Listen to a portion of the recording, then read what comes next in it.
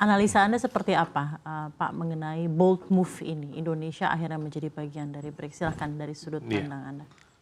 Jadi kalau yang saya lihat, memang this is a good step menurut saya.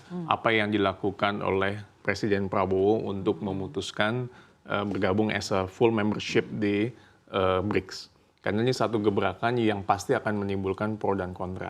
Tapi menyambung Pak Ruli tadi sampaikan bahwa dengan bergabungnya Indonesia as a full membership, tentu akan membuka alternatif pasar. Yang tadinya mungkin lebih banyak kita engage dengan beberapa negara di G7, lalu juga kita lebih banyak misalnya beradaptasi dengan blok barat. Nah, kita sekarang punya pasar nih di blok timur, yaitu dengan keanggotaan Indonesia di BRICS. Yang kedua adalah tentu dengan adanya alternatif ekspor yang ada, kita tahu bahwa China cukup growth, dan ini sejalan dengan di pasal 3 di undang-undang kita berkaitan dengan hubungan luar negeri, bahwa politik luar negeri kita kan bebas aktif, tetapi kita memang bisa banyak melakukan kerjasama internasional dengan berbagai mitra negara.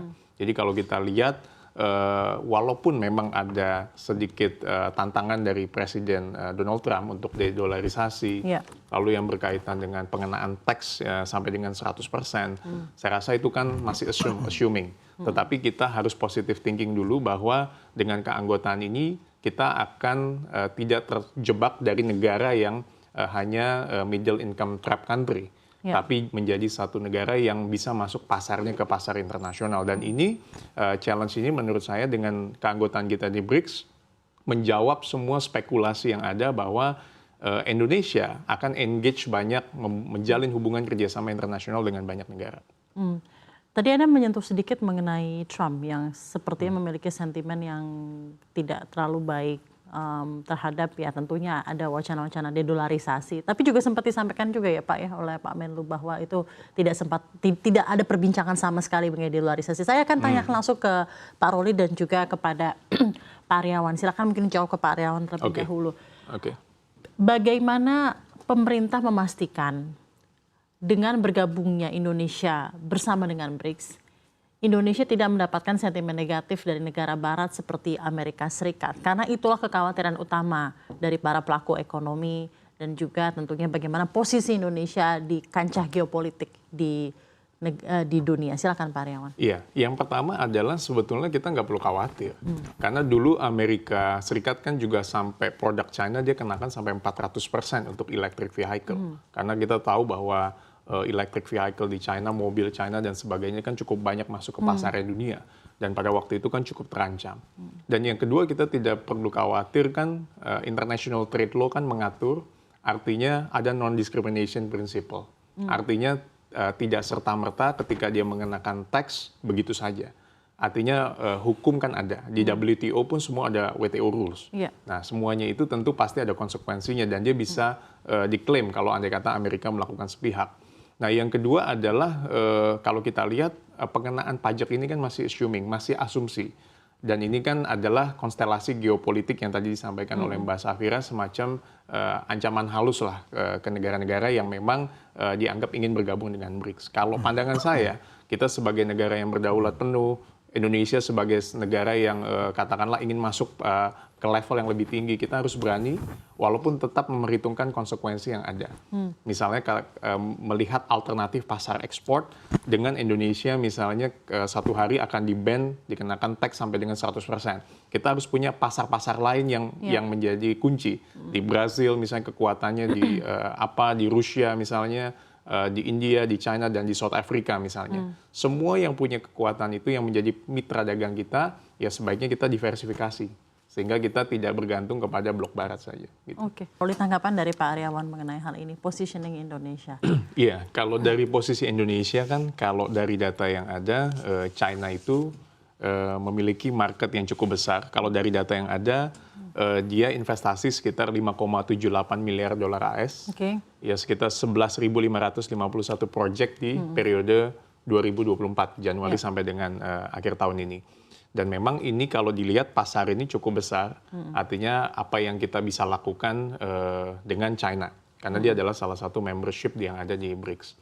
Yang kedua adalah kalau kita lihat BRICS ini memang juga punya potensi. Artinya dengan kita ada masalah misalnya berkaitan dengan EU Deforestation Law yang kita tahu bahwa produk crude palm oil kita, kelapa sawit kan nggak bisa tembus ke pasar Uni Eropa, belum banyak bisa tembus. Ini bisa menjadi pasar alternatif untuk kita bisa masuk pasarnya ke negara-negara yang di BRICS. Mudah-mudahan seperti kekuatan-kekuatan yang ada seperti Brazil misalnya kuat di kedelai, daging, dan gula, dan ini bisa kita optimize dalam peluang kerjasama berkait dengan teknologi pertanian. Afrika Selatan dia kuat di misalnya sektor-sektor seperti migas, emas, dan sebagainya. Dan India misalnya dia adalah salah satu pemain farmasi global dan teknologi. Nah ini yang kita juga bisa kembangkan. Nah positioning Indonesia adalah sebagai penyeimbang juga. Ya. Indonesia juga bisa playing on the playing field yang ada gitu. Bisa menjadi bridge builder yang ada. Artinya kita harus juga cantik bisa bermain dalam dua area ini. Tetap Indonesia menjalin hubungan yang baik dengan negara-negara BRICS karena kita sudah masuk ke sana. Tetapi Indonesia juga punya relation yang baik dengan negara-negara lain sesuai dengan politik luar negeri kita yang bebas aktif. Nah, dengan kondisi yang konstelasi yang ada, kita tentu tidak terjebak di dalam isu-isu seperti dedolarisasi atau pengenaan teks yang ada. Karena law-nya kan semua juga ada. Nggak mungkin misalnya dikenakan teks 100% negara-negara lain yang ada. Terjadinya trade war itu kan salah satunya ketika China dan Amerika Serikat melakukan perang tarif. Memang esensial dari yang namanya fair trade itu belum banyak, belum terjadi yang ada di dunia ini. Ya free trade yang ada pun juga banyak menekan negara-negara yang terbelakang atau negara-negara yang berkembang. Untuk itulah Indonesia untuk upscaling level ke yang lebih tinggi, mau nggak mau kita mengambil peran ini. Menurut saya mengambil peran untuk menjadi full membership di BRICS adalah satu langkah yang tepat. Dan ini sudah bagian dari proses yang panjang yang kita lakukan sejak KTT di Johannesburg di Afrika Selatan waktu yang lalu. Jadi ini bukan keputusan yang baru saja diambil, tapi sudah merupakan rangkaian panjang dan bentuk-bentuk pertemuan yang sudah berlangsung sejak lama. Betul. Dan ini adalah momentum internasional yang pertama Pak Prabowo bisa lakukan. Dan ini momentum yang cukup baik. Karena waktu periode Pak Jokowi... Saya juga kaget Pak, karena Januari itu tanggal 5 kalau tidak salah baru saja diumumkan bahwa yang saya dengar ketika Menteri Luar Negeri Indonesia ke BRICS ke Kazan Rusia pada saat itu, yang kami dengar beritanya adalah sebagai mitra ya, jadi partner states. Tapi Januari diumumkan bahwa menjadi full membership of BRICS. Gitu menambahkan Mbak Syafira, waktu saya diwawancara di sini itu masih menjadi negara mitra memang. Memang aksesi atau prosesnya cukup cepat di BRICS ini. Beda dengan yang OECD karena ada beberapa hambatan ya Pak ya. Kita masih aksesi ke negara-negara di OECD. Tapi mudah-mudahan dengan gebrakan-gebrakan yang ada, Indonesia bunyi lah di pasar luar negeri. Kita tidak hanya menjadi follower saja, tapi kita menjadi pemain kunci ke depan.